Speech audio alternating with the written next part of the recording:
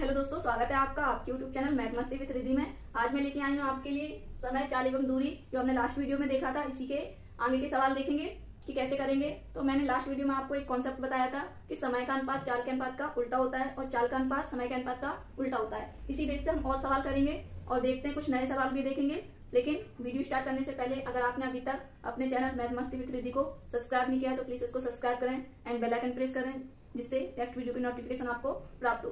तो video start करते हैं, देखते हैं अपना पहला सवाल क्या है। तो हमारा पहला सवाल है, यदि अमित अपनी स्वाभाविक चाल की 7/5 चाल से घर से ऑफिस जाए। अमित है, वो घर से ऑफिस जा रहा है कितनी चाल से? जो उसकी चाल है उसका 7/5 चाल से, तो उसे 12 मिनट कम लगते हैं। यानी वो अपनी चाल से जाए तो उसको जो टाइम लगता है उस इस साल से ज्यादा है 7/5, तो उसको 12 मिनट कम लग रहे हैं। तो उसे सामान्यतः कितना समय लगता है? जो उसकी चाल है अगर वो उसी से जाए तो उसको कितना समय लगता है, ये हमको निकालना है। तो इसको सॉल्व करेंगे। उससे पहले मैं फिर से नोट करके यहाँ लिख देती हूँ कि समय का अनुपात, समय का रेशियो और चाल का रेशियो एक दूसरे का अपोजिट होता है। यानी समय का अनुपात चाल का उल्टा होता है और चाल का अनुपात समय का उल्टा होता है। ये आपको ध्यान रखना है।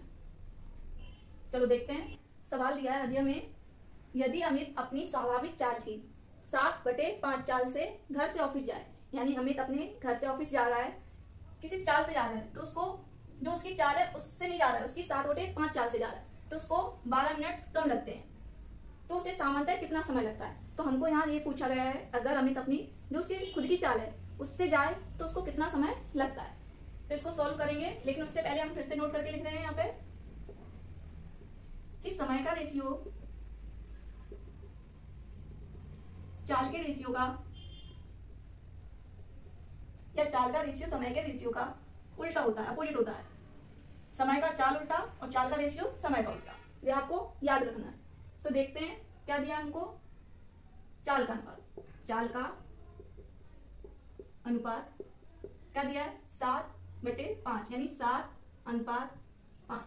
अब 7 जो चाल है वो वर्तमान में चल रहा है, यानी स्वाभाविक चाल है उसकी, जो अभी चल रहा है वो स्वाभाविक चाल। और 5 कौन सी चाल है? जो उसकी खुद की चाल है, सामान्य चाल। सामान्य चाल 5। 7 कौन सी चाल है? स्वाभाविक चाल। जो पहले दिया है वो ऊपर रहता है, तो स्वाभाविक चाल उसकी कितनी है? 7। और सामान्य चाल जो उसकी खुद की है वो 5 है, 7 से अभी चल रहा है। तो अब चाल का अनुपात दिया है तो हम किसका निकाल लेंगे? समय का अनुपात। समय का अनुपात तो क्या होगा? मैंने बोला उल्टा होता है, चाल के अनुपात का समय का अनुपात उल्टा होता है, अपोजिट। तो 5 इधर और 7 इधर, तो हमारे समय का अनुपात कितना हो गया? 5:7। अब हम देखेंगे कि अगर वो 7 चाल से चल रहा है और 5 उसकी चाल है, तो उसको 12 मिनट कम लग रहे हैं। यहाँ क्या दिया उसको? 12 मिनट कम लग रहे हैं। यहाँ पे देखिए समय के अनुपात में कितना कम लग रहा है इसको? सामान्य चाल से चले और स्वाभाविक चाल से अभी चल रहा है, तो उसको कितना समय कम लग रहा है? 2 मिनट। कितना कम लग रहा है? 2 मिनट। लेकिन सवाल में कितना दिया है? 12 मिनट। तो समय का समय में भाग देंगे, जो एक जैसी यूनिट होती है उसका आपस में भाग देते हैं। तो यहाँ समय दिया है और यहाँ पे समय 2 मिनट है, तो समय का समय में भाग देंगे। अब हमको निकालना क्या है? सामान्यतः कितना समय लगेगा? तो सामान्य चाल वाला समय कौन सा है? 7। सामान्य चाल से चले तो उसका समय कितना है? 7। तो हम 7 का इसमें गुणा करना है। अब इसको सॉल्व करेंगे, मिनट से मिनट, 2 6 12, 6 × 7, 6 7 42। यानी इसको कितने समय लगता है? 42 मिनट, जब वह अपनी सामान्य चाल से चलता है। सामान्यतः चाल से चलने पर समय कितना लग रहा है? 42 मिनट। ये हमारा फाइनल उत्तर है। हमने कुछ नहीं किया, इस वाले कॉन्सेप्ट को आपको याद रखना है कि समय का अनुपात चाल के अनुपात का अपोजिट होता है, या चाल का अनुपात समय के अनुपात का अपोजिट होता है। तो इसको आप देखेंगे। इसी प्रकार का नेक्स्ट सवाल देखते हैं। तो नेक्स्ट सवाल है हमारा, यदि मैं घर से ऑफिस अपनी सामान्य चाल की 4/7 चाल से जाऊं। जो भी उसकी चाल है उसकी 4/7 चाल से जाए तो मुझे 15 मिनट अधिक लगते हैं। कैसा लगता है? 15 मिनट अधिक लग रहे हैं। सामान्यतः मुझे कितना समय लगता है? यानी आपको यहाँ पे चाल का अनुपात दिया, तो चाल का अनुपात देखेंगे।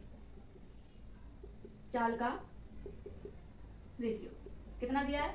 4:7। अब आपको इसमें देखना होगा कौन सी चाल वर्तमान में चल रहा है और कौन सी उसकी स्वाभाविक चाल है। तो सामान्य चाल की 4/7 से, यानी जो वर्तमान में चल रहा है वो कौन सी चाल है, 4। तो वर्तमान चाल यानी वो चार चाल से चल रहा है। और उसकी सामान्य चाल कितनी है, 7। सामान्य चाल 7 दी है। तो वर्तमान चाल 4 और सामान्य चाल 7। अब जब चाल का अनुपात दिया तो हम समय का रेशियो निकाल सकते हैं। समय का रेशियो क्या होता है, चाल के अनुपात का उल्टा समय का अनुपात होता है और समय के अनुपात का उल्टा चाल का अनुपात होता है। तो हम इसको उल्टा लिख देंगे 7:4। तो यहाँ क्या आ गया, समय का कितना आ गया, 7:4। अब अगर मैं जिस चाल से जा रहा है 4 से जाएगा तो उसको 15 मिनट अधिक लग रहे हैं। कितने लग रहे हैं, 15 मिनट अधिक लग रहे हैं। यहाँ पे देखिए कितने अधिक लग रहा है इसको, 3 मिनट अधिक।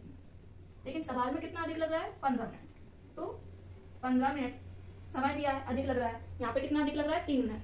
तो समय का समय में भाग देंगे, ये ट्रिक बन जाएगी हमारी। सेम यूनिट होती है उनका आपस में भाग देते हैं। यहाँ समय 15 अधिक, यहाँ पे समय 3 अधिक। सामान्य चाल से चलता तो उसको कम लगता है, लेकिन वर्तमान में जो चाल चल रहा है तो उसको 7 मिनट, वो 7 समय लग रहा है, यानी 3 मिनट अधिक लग रहा है। अब हमको क्या निकालना है, सामान्यतः मुझे कितना समय लगता है। अगर वो अपनी सामान्य चाल से चलता तो उसको जो समय लगता है 4, तो हम 4 का गुणा करेंगे। अब इसको हल करेंगे, मिनट से मिनट कट गया, 3×5 = 15, 5 × 4, 5 चौको 20, यानी वो अपनी सामान्य चाल से चले। इससे सामान्य चाल से चलने पर समय कितना आ रहा है उसका, 20 मिनट। ये हमारा फाइनल उत्तर है। यानी वो जो उसकी चाल है उससे चलेगा तो उसको कितना समय लगेगा, 20 मिनट। इसी प्रकार देखते हैं नेक्स्ट सवाल क्या दिया है।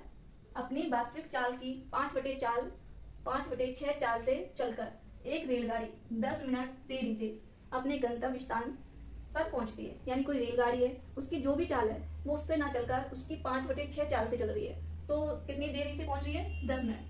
अगर वो अपनी चाल से चलती तो उसको 10 मिनट देरी से नहीं पहुंचती, लेकिन वो जो भी चाल है उसकी 5/6 चाल से चल रही है तो उसको 10 मिनट देरी से, यानी देर से पहुंच रही है जहाँ पर उसको पहुंचना था, गंतव्य स्थान यानी जहाँ पर उसको पहुंचना था। अब उसको वास्तविक चाल से अपनी यात्रा कितनी देरी में तय करती, यानी कितनी देरी अगर वह अपनी चाल चलती तो कितनी समय में वह उस दूरी को चल लेती। ये अपना क्वेश्चन है, इसको सॉल्व करेंगे। सॉल्व करने से पहले आपको वो एक पॉइंट याद रखना है कि समय का रेशियो, चाल का रेशियो आपस में कैसे होते हैं, अपोजिट होते हैं। जे समय का उल्टा चाल और चाल का उल्टा समय होता है। तो इसको देखेंगे, हमको क्या दिया है, चाल का अनुपात। चाल का अनुपात ये अनुपात में लिखा नहीं है, लेकिन जब भी बटे में लिखा हो तो उसका मतलब अनुपात है। तो कितना दिया है, 5:6। तो जो वर्तमान चाल से चल रहा है वो कहाँ रहती है, ऊपर, यानी वर्तमान चाल कितनी है उसकी, 5 वर्तमान चाल। और वास्तविक चाल कितनी है उसकी, 6 वास्तविक चाल 6। जो भी वास्तविक या टोटल होता है या वास्तविक खुद की चाल होती है वो हमेशा हर में होती है, यानी नीचे रहेगी। और जो अभी वर्तमान में काम हो रहा है वो ऊपर दिया होगा। तो वो अभी चाल में चल रहा है वर्तमान में, तो कौन सी है, 5 है, और वास्तविक चाल उसकी 6 है। जब चाल का अनुपात दिया है तो हम समय का अनुपात निकाल सकते हैं। समय का अनुपात चाल का उल्टा होता है, तो 6:5। अब हमको सवाल में दिया है कि वो वर्तमान 5 से चल रही है तो उसको 10 मिनट अधिक लग रहे हैं। चाल तो उसकी 6 थी, लेकिन अभी वो 5 से चल रही है। कम चाल से चल रही है तो समय अधिक लगेगा, यानी 10 मिनट देरी से पहुंच रही है, 10 मिनट देरी से।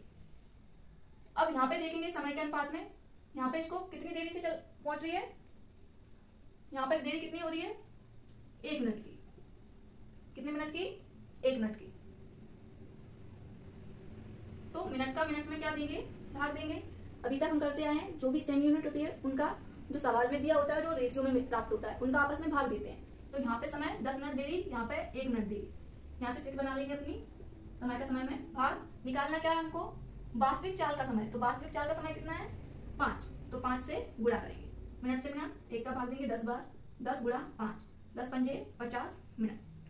यानी वो सामान्य वास्तविक चाल से चलता है, वास्तविक चाल से रेलगाड़ी जाए तो उसका समय कितना है, 50 मिनट। यानी उसको कितना समय लगता है, 50 मिनट लगता है। कब, जब वह अपनी वास्तविक चाल से चले। ये हमारा फाइनल उत्तर है। आई होप आपको ये सवाल समझ में आए होंगे। इसी टाइप के हमने बहुत सारे सवाल देखे हैं, तो आप वीडियो को देखें, ज़्यादा से ज़्यादा सीखें और इसको प्रैक्टिस करें जिससे आपको हेल्पफुल हो। तो तब तक के लिए thank you and good bye.